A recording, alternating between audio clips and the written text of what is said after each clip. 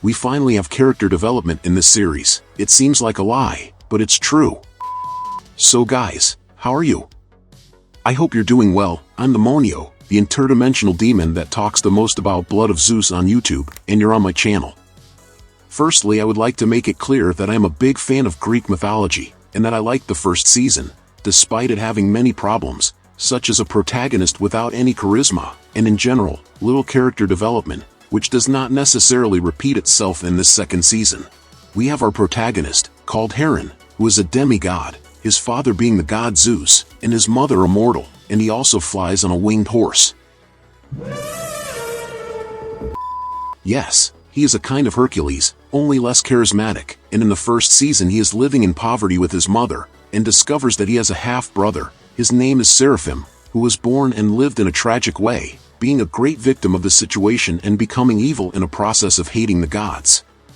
Seraphim kills Heron's mother, becomes his enemy. At the same time they discover that they are brothers, and that Heron is the son of a deity, and Zeus's crazy wife is plotting all kinds of things, and manipulating gods and mortals to taking revenge on her husband, and releasing forces that threaten all life on Earth including gods and mortals. Heron meets those who will be his friends and battle companions and who will help him on great adventures in this great mythological Mexican soap opera. The first season focuses a lot on the mythology itself, and on explaining the lore of this world, such as the importance of the gods, their enemies, their interests, the hierarchical relationship between the gods and mortals, and things like that, with a plot that is moved for practical purposes such as going to a place to find an object, fighting, or saving someone. In a way, this dynamic continues in the second season, but the series exchanges most of the battles for character development, giving them more conflict and a little more layers, which were things that were missing in the first season. Basically, the plot of the second season focuses on Hades, how he has an ungrateful position in the hierarchy of gods, as he is supposedly a victim of Zeus' injustice, and we learn about his love story with Persephone, which I particularly liked a lot. People who like stories involving Greek mythology generally know that Hades is married to Persephone, but these stories never tell exactly how the god of the underworld met the goddess of the harvest and how exactly they fell in love. And yes, Hades looks like Kratos from God of War. The second season also better explores the relationship between the gods, and presents a conflict for the protagonist, who is now trying to understand his place in the world, trying to understand a possible prophecy that places him as the one who will save everyone, and dealing with a revelation that was made that he would inevitably die, and this made the story much more interesting, as he stops being the passive character we saw in the first season, and becomes a considerably more interesting character.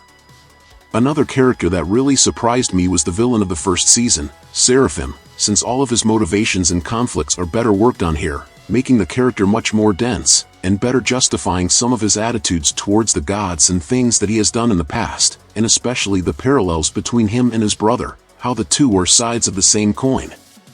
The season, despite not focusing much on battles, has some battles that are cool, and it also establishes a great threat that can be released, and that even threatens the existence of the gods, and as is expected in any story that establishes this type of threat that is trapped, you know that eventually this threat will be released, and that is exactly what happens in the end, in addition to other things that I found quite surprising, such as the prophecy of Heron's death that is fulfilled, and he apparently dies, despite which I highly doubt he will stay dead since he is the protagonist.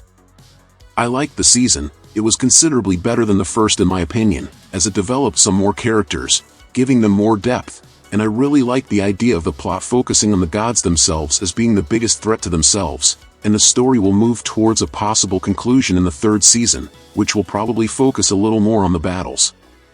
But what about you? Do you agree with me? What did you think of the second season of Blood of Zeus?